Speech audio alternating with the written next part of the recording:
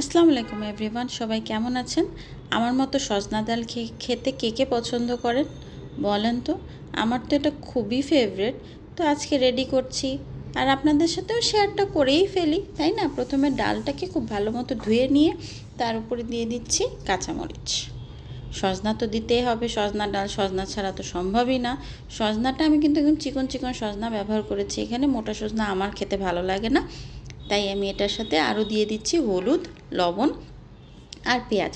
পেঁয়াজ দিয়ে খুব ভালো মতো হাত দিয়ে মাখিয়ে নিচ্ছি। কিছু খাবার আছে না, হাতের ছোঁয়া ছাড়া অসম্পূর্ণ হয়ে যায়, তো খুব ভালো মতো হাত দিয়ে না মাখালে এটার টেস্ট আসবে না।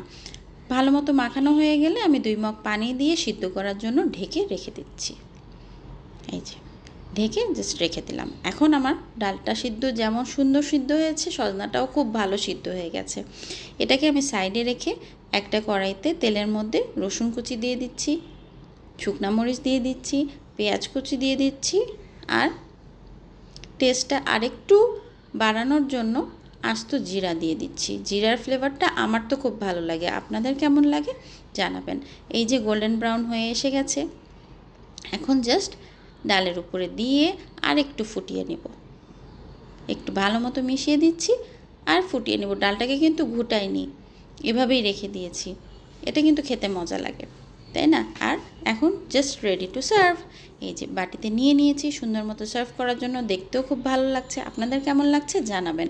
আর উপর দিয়ে ধনেপাতা তো একটু দিতেই হবে ফ্লেভারের জন্য। ধনেপাতার ফ্লেভার তো গ্রেট। Thank you everyone.